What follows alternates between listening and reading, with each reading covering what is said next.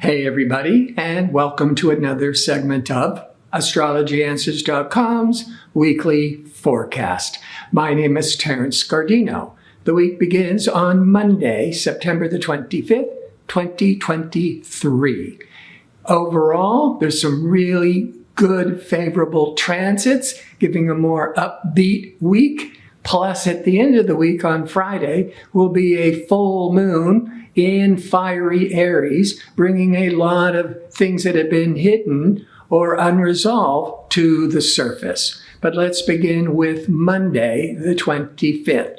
The moon is in Aquarius. Aquarius is very progressive, it's very friendly, it rules group activities. Mercury, that planet of communications, will be in harmony with expansive Jupiter. Mercury is like the lower mind, Jupiter is the higher mind. Mercury could be more with short distance traveling, Jupiter's more long distance traveling. To have these two mental traveling planets in harmony on Monday could be a really favorable day to go on a trip or to make travel plans or educational plans or starting school. Also, late afternoon on the 25th, that moon in Aquarius will be triggering Jupiter. The only problem, because its intention, is overdoing it, spending too much, eating, drinking too much, because there's a bit of indulgence, but like I always say, you're really enjoying the process. On Tuesday, the moon in quirky, inventive, progressive Aquarius goes void, of course, 5:39 a.m. for nearly 12 hours until 5:19 p.m. Pacific Daylight Time.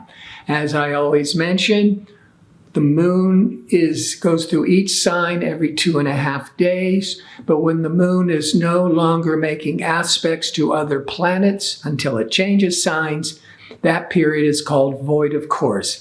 It's a period of inactivity, it's unproductive, the energy is flat, so you don't want to start any important new projects with the moon void of course. Now, the moon at 5:19 p.m. Pacific time goes into sensitive Pisces. Aquarius is more in your head, more mental, more aloof, as opposed to when the emotional moon goes into Pisces, it's more empathetic, it's more caring, it's more compassionate. However, when the moon goes into Pisces, it's going to be crossing over restricted Saturn around 8-9 p.m., but Pacific time. So that could be once a month when the moon crosses Saturn. Tendency to be feeling emotionally lonely, isolated, a bit worrying, but it only lasts for an hour or so. Now, on Wednesday, as the moon continues in sensitive Pisces, it's going to be in harmony with optimistic, expansive Jupiter late afternoon Pacific time. Again, it brings a lot of more outgoing optimism, but it's good for traveling, it's good for education, it's good for teaching and marketing. Those are all the qualities of Jupiter. On Thursday, the moon in Pisces will cross over Neptune, the ruler of Pisces, around late morning Pacific time, Pacific Daylight Time. That could be a cycle of tremendous sensitivity, compassion, could be triggering a lot of intuitive, you want to maybe trust your hunches. There's this spirituality, there's this selflessness, this wanting, it's very charitable, it's very healing energy.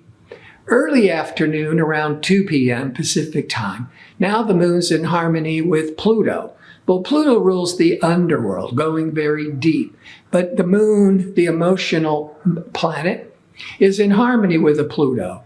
Very favorable time, early afternoon, for having a really heartfelt conversation or a counseling session, even an astrology session.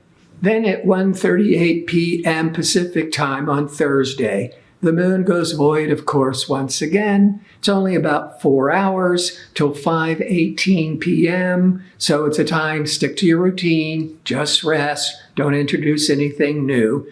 But at 5:18 p.m. Pacific time, the moon goes into Aries.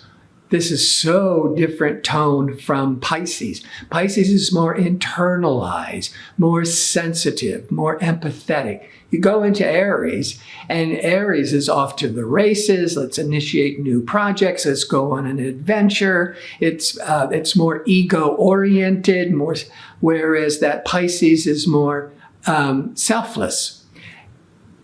As we go into Friday, the 29th, the beginning of Friday, actually, the moon in Aries will be opposite the sun in Libra. That is the full moon. The full moon always brings a lot of emotional matters to a head. It's a time of culmination.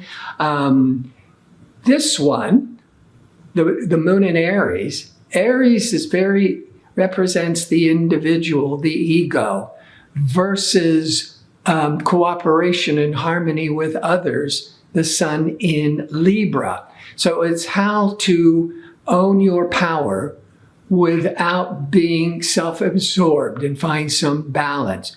Plus Venus, the ruler of Libra, Venus is the planet of harmony, love, creativity. Venus will be forming a square or a hard angle to Uranus.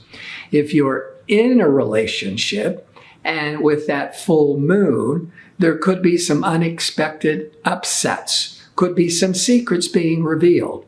If you're single, this could be that could be an unexpected infatuation. But Uranus also rules friendships and group activities. So you may also reconnect to an old friend from the past or get involved with a group, an organization, and really feel stimulated with the friendship.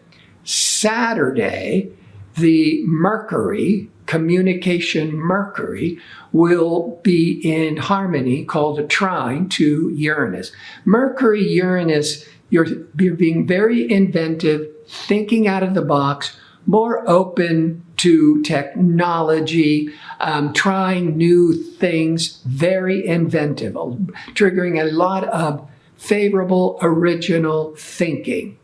The moon goes void, of course, in the sign of Aries at 2:50 p.m. Pacific time till 6:19 p.m. Pacific time, at which point the fiery moon in Aries, impatient Aries, goes into Taurus, slow and steady and calming Taurus, because Taurus is an earth sign.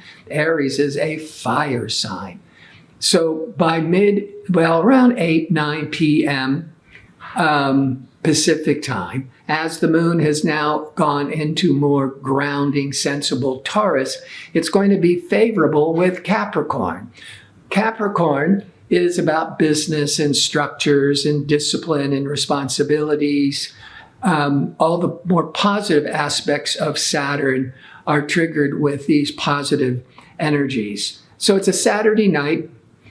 It might be for many of you where you're more able to use your common sense because maybe you're being swept away by spending too much money, drinking too much, partying too much. That could be all around you. But with the moon in Taurus, excellent with Saturn, it keeps you much more level-headed and practical. Sunday, as the moon continues in calming Taurus, will cross over expansive Jupiter, early evening, 6 to 7 p.m. Pacific time. That could be good for making some long-range plans, travel plans. But emotionally, overall, for the public, there's more optimism, there's more hopefulness with that moon, Jupiter. I want to thank you for tuning in. I hope to see you next week with my next segment. Until then, be safe and well.